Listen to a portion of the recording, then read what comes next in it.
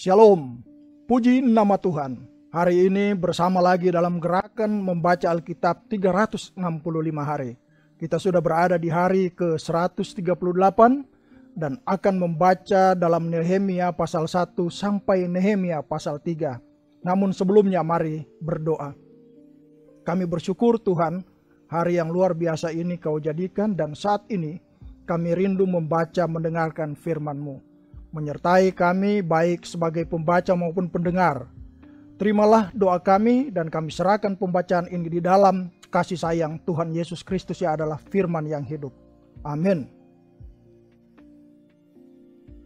Nehemia pasal 1 dari ayat pertama, Nehemia pasal 2 ayat pertama dan seterusnya, begitupun Nehemia pasal 3 ayat pertama dan seterusnya.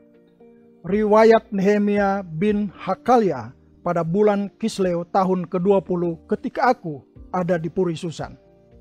Datanglah Hanani salah seorang dari saudara-saudaraku dengan beberapa orang dari Yehuda. Aku menanyakan mereka tentang orang-orang Yahudi yang terluput, yang terhindar dari penawanan dan tentang Yerusalem. Kata mereka kepadaku, orang-orang yang masih tinggal di daerah sana yang terhindar dari penawanan ada dalam kesukaran besar dan dalam keadaan tercela. Tembok Yerusalem telah terbongkar dan pintu-pintu gerbangnya telah terbakar. Ketika ku dengar berita ini, duduklah aku menangis dan berkabung selama beberapa hari. Aku berpuasa dan berdoa ke hadirat Allah semesta langit. Kataku, ya Tuhan Allah semesta langit, Allah yang maha besar dan dahsyat, yang berpegang pada perjanjian dan kasih setianya terhadap orang yang kasih kepadanya dan tetap mengikuti perintah-perintahnya. Berilah telingamu dan bukalah matamu dan dengarkanlah doa hambamu yang sekarang kupanjatkan ke hadiratmu siang dan malam bagi orang Israel, hamba-hambamu itu, dengan mengaku segala dosa yang kami orang Israel telah lakukan terhadapmu, juga aku dan kaum keluargaku telah berbuat dosa. Kami telah sangat bersalah terhadapmu dan tidak mengikuti perintah-perintah, ketetapan-ketetapan dan peraturan-peraturan yang telah kau perintahkan kepada Musa hambamu itu. Ingatlah akan firman yang kau pesan kepada Musa hambamu itu, yakni, bila kamu berubah setia, kamu akan kucerai-beraikan di antara bangsa-bangsa. Tetapi bila kamu berbalik kepadaku dan tetap mengikuti perintah-perintahku serta melakukannya, maka sekalipun orang-orang buanganmu ada di ujung langit, akan kukumpulkan mereka kembali dan kubawa ke tempat yang telah kupilih untuk membuat namaku diam di sana. Bukankah mereka ini hamba-hambamu dan umatmu yang telah kau bebaskan dengan kekuatanmu yang besar dan dengan tanganmu yang kuat? Ya Tuhan, berilah telinga kepada doa hambamu ini dan kepada doa hamba-hambamu yang rela takut akan namamu, dan biarlah hambamu berhasil hari ini dan mendapat belas kasihan dari orang ini. Ketika itu, aku ini juru minuman raja. Pada bulan Nisan tahun ke-20 pemerintahan Raja Artasasta, ketika menjadi tugasku untuk menyediakan anggur, aku mengangkat anggur dan menyampaikannya kepada raja, karena aku kelihatan sedih yang memang belum pernah terjadi di hadapan raja. Bertanyalah ia kepadaku, mengapa mukamu muram walaupun engkau tidak sakit? Engkau tentu sedih hati. Lalu aku menjadi sangat takut. Jawabku kepada raja, hiduplah raja untuk selamanya. Bagaimana mukaku tidak akan muram kalau kota tempat pekuburan nenek moyangku telah menjadi reruntuhan dan pintu-pintu gerbangnya habis dimakan api? Lalu kata raja kepadaku, jadi apa yang kau inginkan? Maka aku berdoa kepada Allah semesta langit. Kemudian jawabku kepada raja, jika raja menganggap baik dan berkenan kepada hambamu ini, utuslah aku ke Yehuda, ke kota pekuburan nenek moyangku, supaya aku membangunnya kembali. Lalu bertanyalah raja kepadaku, sedang permasyuri duduk di sampingnya, berapa lama engkau dalam perjalanan dan bilakah engkau kembali? Dan raja berkenan mengutus aku sesudah aku menyebut suatu jangka waktu kepadanya.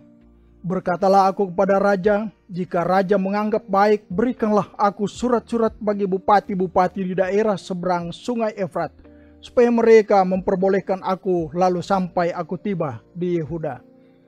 Pula sepucuk surat bagi Asaf, pengawas taman raja, supaya dia memberikan aku kayu untuk memasang balok-balok pada pintu-pintu gerbang di benteng bait suci, untuk tembok kota, dan untuk rumah yang akan kudiami. Dan raja mengabulkan permintaanku itu, karena tangan Allahku yang murah melindungi aku. Maka datanglah aku kepada bupati-bupati di daerah seberang sungai Efrat, dan menyerahkan kepada mereka surat-surat raja. Dan raja menyuruh panglima-panglima perang dan orang-orang berkuda menyertai aku. Ketika Sanbalat orang Horon dan Tobia orang Amon pelayan itu mendengar hal itu, mereka sangat kesal, karena ada orang yang datang mengusahakan kesejahteraan orang Israel. Maka tibalah aku di Yerusalem sesudah 3 hari aku di sana. Bangunlah aku pada malam hari bersama-sama beberapa orang saja yang menyertai aku. Aku tidak beritahukan kepada siapapun rencana yang akan kulakukan untuk Yerusalem, yang diberikan Allahku dalam hatiku, yang diberikan Allahku dalam hatiku, juga tak ada lain binatang kepadaku kecuali yang kutunggangi. Demikian pada malam hari aku keluar melalui pintu gerbang Lebak ke jurusan mata air ular naga dan pintu gerbang sampah. Aku menyelidiki dengan seksama tembok-tembok Yerusalem yang telah terbongkar dan pintu-pintu gerbangnya yang habis dimakan api. Lalu aku meneruskan perjalananku ke pintu gerbang mata air dan ke kolam raja, karena binatang yang kutunggangi tidak dapat lalu di tempat itu. Aku naik ke atas melalui wadi pada malam hari dan menyelidiki dengan saksama tembok itu. Kemudian aku kembali, lalu masuk melalui pintu gerbang Lebak. Demikianlah aku pulang. Para penguasa tidak tahu kemana aku telah pergi dan apa yang telah kulakukan, karena sampai kini aku belum memberitahukan apa-apa kepada orang Yahudi, baik kepada para imam maupun kepada para pemuka, kepada para penguasa dan para petugas lainnya. Berkatalah aku kepada mereka, kamu lihat kemalangan yang kita alami, yakni Yerusalem telah menjadi reruntuhan dan pintu-pintu gerbangnya telah terbakar. Mari kita bangun kembali tembok Yerusalem, supaya kita tidak lagi dicela. Ketika kuberitahukan kepada mereka betapa murahnya tangan Allahku yang melindungi aku, dan juga apa yang dikatakan raja kepadaku, berkatalah mereka, kami siap untuk membangun. Dan dengan sekuat tenaga mereka mulai melakukan pekerjaan yang baik itu. Ketika Sanbalat orang Horon dan Tobia orang Amon pelayan itu, dan Geshem orang Arab mendengar itu, mereka mengolok-olokkan dan menghina kami. Kata mereka, apa yang kamu lakukan itu? Apa kamu mau berontak terhadap raja? Aku menjawab mereka, kataku, Allah semesta langit, dialah yang membuat kami berhasil.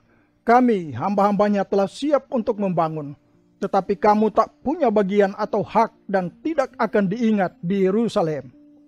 Maka bersiaplah imam besar Eliasib dan para imam, saudara-saudaranya, lalu membangun kembali pintu gerbang domba. Mereka mentahbiskannya dan memasang pintu-pintunya. Mereka mentahbiskannya sampai menara Mea, menara Hananeel.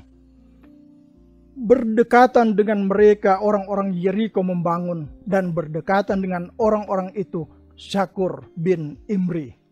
Pintu gerbang ikan dibangun oleh Bani Sena'a. Mereka memasang balok-balok lalu membangun pintu-pintunya dengan pengancing-pengancing dan palang-palangnya. Berdekatan dengan mereka Meremot bin Uria bin Makos mengadakan perbaikan, dan berdekatan dengan dia Mesulam bin Berekia bin Mesesabiel. Berdekatan dengan dia Sadok bin Baana mengadakan perbaikan, dan berdekatan dengan dia orang-orang Tekoa. Hanya pemuka-pemuka mereka tidak mau memberi bahunya untuk pekerjaan tuan mereka. Pintu gerbang lama diperbaiki oleh Yoyada bin Pasea dan Mesulam bin Besoja.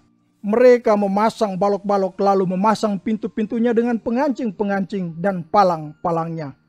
Berdekatan dengan mereka Melaca orang Gibeon dan Yadon orang Meronot mengadakan perbaikan beserta orang-orang Gibeon dan Mispa yang berada di wilayah kekuasaan bupati daerah sebelah barat sungai Efrat. Berdekatan dengan mereka Uziel bin Harhaya, salah seorang tukang emas, mengadakan perbaikan, dan berdekatan dengan dia Hananya, seorang juru campur rempah-rempah. Mereka memperkokoh Yerusalem sampai tembok lebar. Berdekatan dengan mereka Refaya bin Hur, penguasa setengah wilayah Yerusalem, yang satu mengadakan perbaikan. Berdekatan dengan dia Yedaya bin Harumaf mengadakan perbaikan tepat di depan rumahnya, dan berdekatan dengan dia Hatus bin Hasabnea. Maka bin Harim dan Hasub bin Pahat Moab memperbaiki bagian yang lain dan menara perapian. Berdekatan dengan mereka Salum bin Halohes, penguasa setengah wilayah Yerusalem yang lain, mengadakan perbaikan bersama-sama anak-anak perempuannya. Pintu gerbang Lebak diperbaiki oleh Hanun dan penduduk Sanoa. Mereka membangunnya kembali dan memasang pintu-pintunya dengan pengancing-pengancing dan palang-palangnya. Pula tembok diperbaiki sepanjang 1000 hasta sampai pada pintu gerbang Sampah. Pintu gerbang Sampah diperbaiki oleh Malkia bin Rekhab, penguasa wilayah Bet Keram. Ia membangunnya kembali dan memasang pintu-pintunya dengan pengancing-pengancing dan palang-palangnya.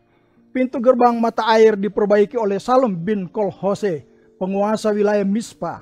Pintu gerbang itu dibangunnya kembali, diberinya atap, dan dipasangnya pintu-pintu dengan pengancing-pengancing dan palang-palangnya. Juga diperbaikinya tembok kolam penampung air saluran dekat taman raja sampai pada tangga-tangga yang menurun dari kota Daud. Di sampingnya Nehemia bin Atsbuk, penguasa setengah wilayah Bet Asur, mengadakan perbaikan sampai di depan pekuburan Daud dan sampai pada kolam buatan dan rumah para pahlawan. Di sampingnya orang-orang Lewi mengadakan perbaikan, yakni Rehum bin Bani, dan berdekatan dengan dia Hasabia, penguasa setengah wilayah Kahila yang satu untuk wilayahnya. Di sampingnya saudara-saudara mereka, yakni Binui bin Henadad, penguasa setengah wilayah Kahila yang lain, mengadakan perbaikan. Berdekatan dengan dia Ezer bin Yesua, penguasa Mispa, memperbaiki bagian yang berikut di depan pendakian ke gudang senjata dekat sudut. Di sampingnya Beruk bin Sabai memperbaiki bagian yang berikut dari sudut sampai pada pintu masuk rumah imam besar Eliasib. Di sampingnya Meremot bin Uria bin Hakos memperbaiki bagian yang berikut dari pintu masuk rumah Eliasib sampai pada ujung rumah Eliasib. Di sampingnya para imam, orang-orang dari lembah Yordan, mengadakan perbaikan. Di samping mereka Benyamin dan Hasub mengadakan perbaikan di depan rumah mereka. Di samping mereka Asaria bin Maaseya bin Ananya mengadakan perbaikan di samping rumahnya. Di sampingnya Binui bin Henadad memperbaiki bagian yang berikut dari rumah Asaria sampai sudut dan sampai penjuru. Palal bin Usai mengadakan perbaikan di depan sudut dan di depan menara yang tinggi yang menonjol dari istana raja dekat pelataran penjagaan. Di sampingnya Pedaya bin Paros mengadakan perbaikan sampai di depan pintu gerbang air di sebelah timur dan di depan menara yang menonjol. Adapun para budak di Bait Allah tinggal di Ofel. Di samping Pedaya orang-orang Tekoa memperbaiki bagian yang berikut dari depan menara besar yang menonjol itu sampai tembok Ofel.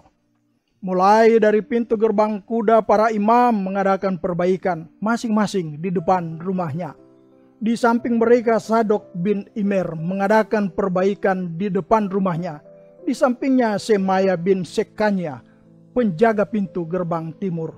Di sampingnya Hananya bin Selemya dan Hanun anak Salaf yang keenam memperbaiki bagian yang berikut. Di samping mereka Mesulam bin Berekia mengadakan perbaikan di depan biliknya. Di sampingnya Malkia, seorang tukang emas, mengadakan perbaikan sampai pada rumah para budak di Bait Allah dan para pedagang di depan pintu gerbang pendaftaran dan sampai pada kamar atas di penjuru. Lalu antara kamar atas di penjuru dan pintu gerbang domba, para tukang emas dan para pedagang mengadakan perbaikan. Mari kita berdoa. Terima kasih Tuhan untuk anugerah yang Kau beri saat ini. Dalam beberapa saat kami diperkenankan membaca Alkitab. Tuhan berkenan kiranya apa yang menjadi pembacaan kami hari ini bagi semua orang yang mendengar dan mengikutinya. Terpujilah nama-Mu Bapa, dalam nama Yesus Kristus kami berdoa. Amin. Demikianlah pembacaan Alkitab di hari ini, dan kiranya Tuhan Yesus yang adalah sumber berkat selalu memberkati kita semua. Shalom.